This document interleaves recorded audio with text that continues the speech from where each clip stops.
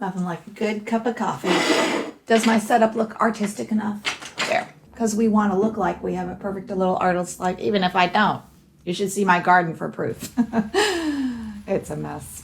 All right, so I want to follow up on a video I did 2 weeks ago about have I been painting wrong this whole time? And the short answer is maybe.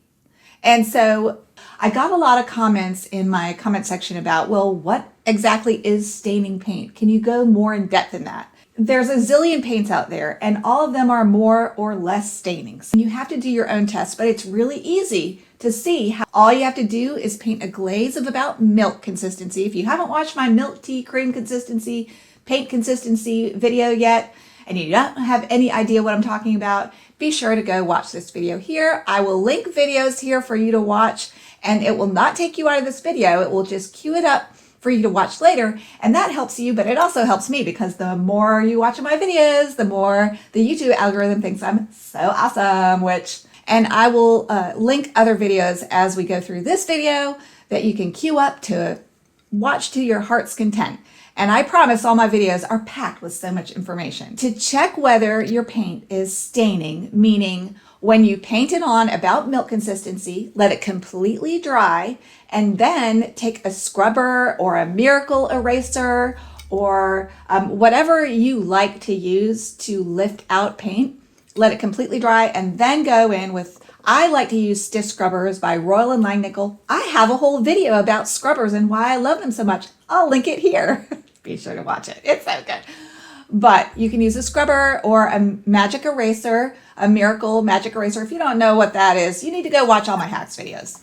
I'll link those here. So I'm getting out of control with that, but so do a test and see how much you can erase them back to the white of the paper.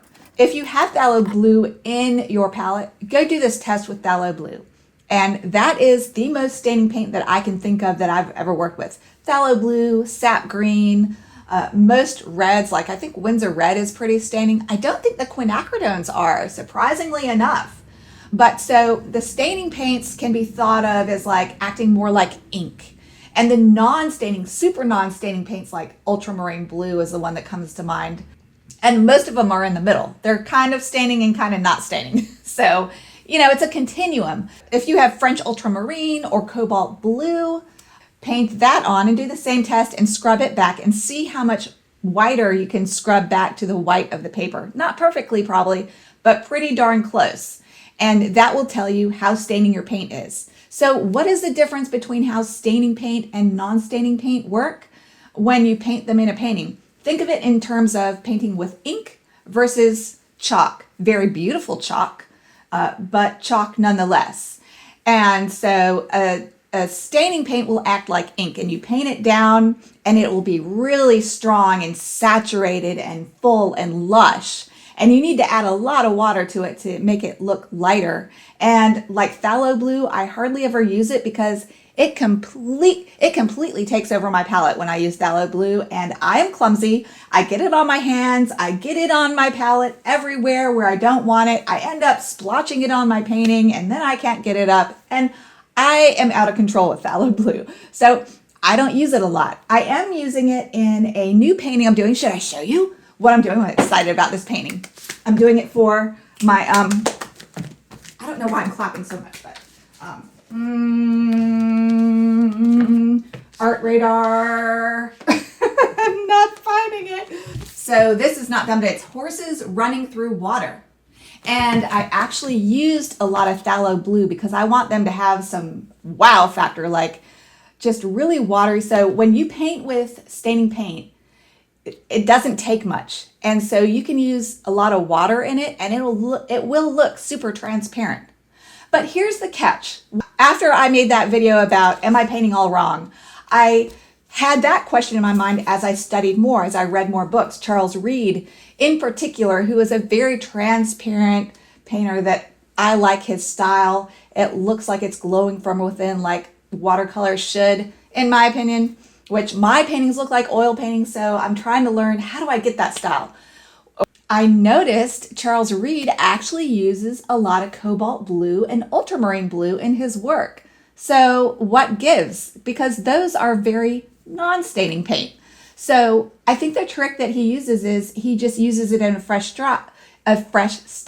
He paints it on and then lets it be. He uses hot press paper, and that also can give your work a very fresh look. If you don't paint and then dab, dab, dab, work it, put another layer. And in fact, he gave the advice in his book, don't go in and paint darks over what you've already painted. And I'm like, what? I do that all the time. I do that with every single painting, and I like how it looks. But if you want this fresh a la Prima style, you don't do that. So that's mind blown. And he said so many things in that book that blew my mind, but specifically about what I talked about in that video of staining versus non-staining paint. You can use non-staining paint for this fresh a la Prima, splashy, glowing watercolor transparent look.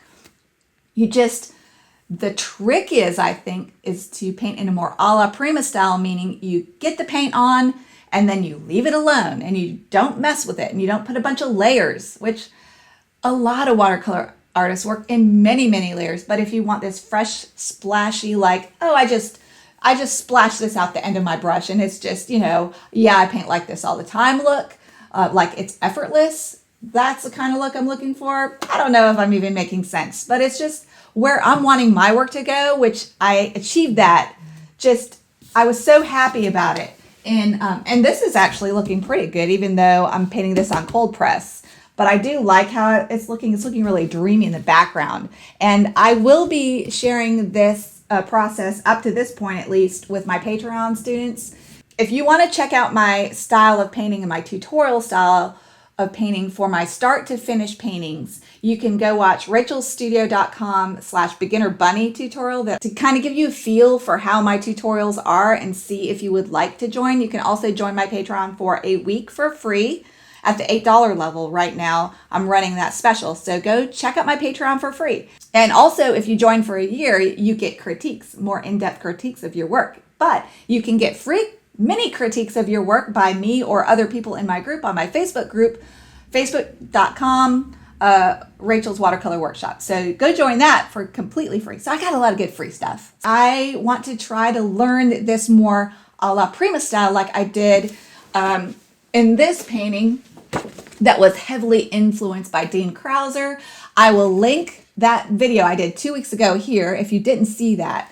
But you can go see who Dean Krauser is and how he influenced me. And this is what I'm talking about, the splashy, a la Prima, transparent style that looks so fresh and clean, and the colors are vibrant.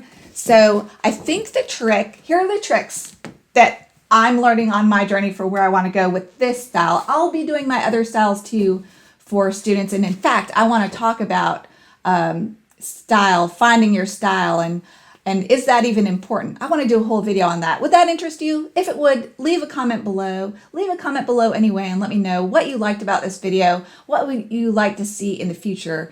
Help me understand you as a viewer. That really helps me. I really want to understand my viewers better. And so if you would leave me a comment about where you are in your artistic journey, where you want to go, where you're not going, where you're stuck, all those things. What would you like to see in my videos that you're not getting from other tutorials on YouTube? That would help me so much, sincerely. So anyway, here is a brief summary of what I've learned so far from reading books lately. Okay, so 1 is work on hot press paper. 2 is paint it and then leave it alone. Don't go in and dab, dab, dab, let it dry and put more layers. You can let it dry and then put a few little finishing touches on it, yes.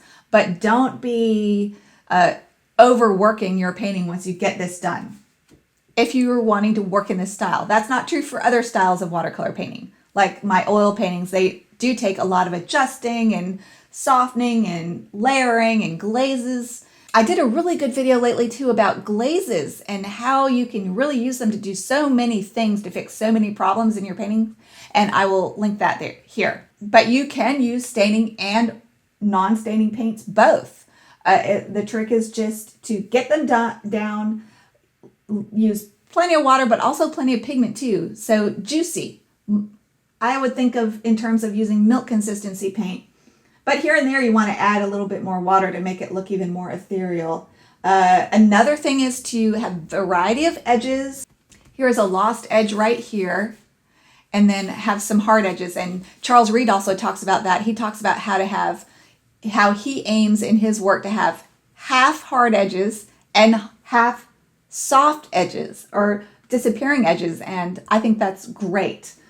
Great advice. And I do have a video about making soft edges, but I probably can't link it here. So if you search my YouTube channel, just search edges, you should find it. Oh, painting larger in a larger scale and a simplified design helps. And using what watercolorists call mingling, where you paint a yellow, like here I painted a yellow, and then while that was wet, I painted pink right next to it and let them touch and mingle together. And so mixing your colors on the paper instead of on your palette. And that's a huge tip. Charles Reed says over and over again, Charles Reed is famous for that. Mix on your paper, mix colors on your paper, not on your palette, meaning let colors mingle. Like here is green next to yellow, and then in the boundary between them, they kind of merge together and make their own beautiful color. That also keeps your colors really fresh and vibrant to mix them on your paper as opposed to your palette. And I'm still learning that because I have developed a habit over 20 years of mixing on my palette. I always mix on my palette. I never mix on the paper. And when you have a habit like that, it's hard to break. So I'm working on it. But using lots of different colors, yeah, here's yellow and then a darker yellow and then pink and then green. You don't want all flat.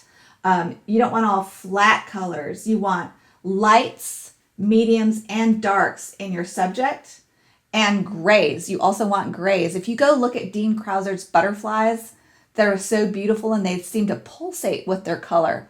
If you look, there's parts of the butterfly wings that are grayer and there's parts of the butterfly wing that's lighter. So that gives it a character that is really interesting and organic and almost gives it movement. So that's another little trick. So that's a lot of tricks. That's a lot of things. I mean, I'm learning so much. I'm relearning things and having aha moments about things I already knew, but then I kind of just didn't have them organized in my mind. You know how that is? So that is what I'm learning and what I'm sharing on my YouTube channel and with my Patreon students. And you can see me watch this. You can watch me paint this in real time. And also a follow-up painting I did in this same style. I also did this flag painting right as a follow-up to the butterfly, and I love how it came out. It had that a la Prima, fresh, loose, lively, organic, motion blur look that I love, that I really want to achieve in my work more and more often. So this is also on my Patreon. Thank you so much for watching. Now go watercolor your world. Bye, everybody. That's a good video. Why not? I mean, yeah.